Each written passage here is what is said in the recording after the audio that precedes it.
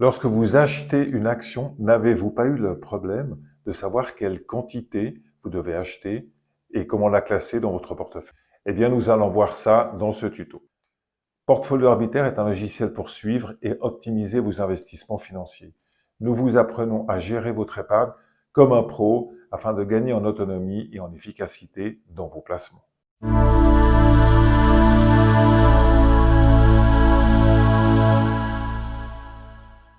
En fait, la base de la gestion de fortune, c'est définir une répartition de vos actifs. Vous pouvez mettre en place un portefeuille type Harry Brown qui propose une approche prudente mais robuste qui va résister à l'incertitude des marchés et donc passer les 4 périodes économiques tout en apportant une rentabilité intéressante.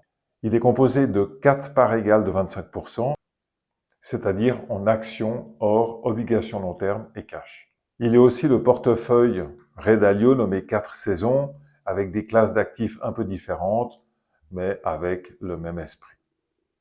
Vous pouvez aussi modifier les pourcentages selon le changement de contexte économique.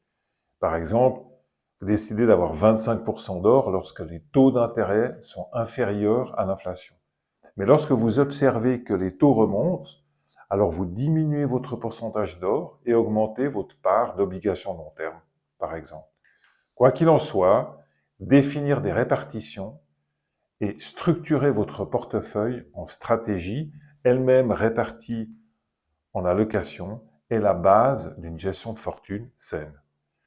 C'est-à-dire que même avant de connaître les actions que vous allez acheter, vous devez définir les proportions de celles-ci dans votre portefeuille. On va voir maintenant comment faire cela dans Portfolio Arbiter. La gestion de l'arbitrage dans Portfolio Arbiter est très simple. Pour cela, dans la page de votre portefeuille, vous sélectionnez la vue répartition et à droite, il y a 3 colonnes. La répartition réelle qui est pour le moment à vide car il n'y a aucun instrument dans le portefeuille. La deuxième colonne, c'est justement celle qui nous intéresse aujourd'hui, c'est la répartition désirée, c'est celle qu'on va modifier ou définir. Et la troisième, c'est le ratio entre les deux. On va aller sur la fortune. On va, pour l'exemple, définir un 80% pour notre épargne long terme et un 20% pour la spéculation. Si on veut modifier les proportions que l'on a définies lors de la dernière vidéo, on va sur la stratégie et là, on peut modifier les différents paramètres des allocations. On voit ici les 80% que l'on vient de définir.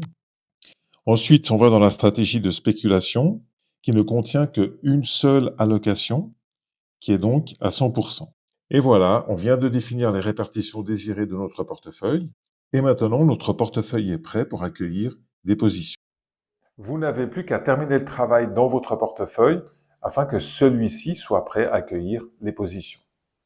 Posez vos questions dans les commentaires et abonnez-vous pour ne rien louper. Bon investissement.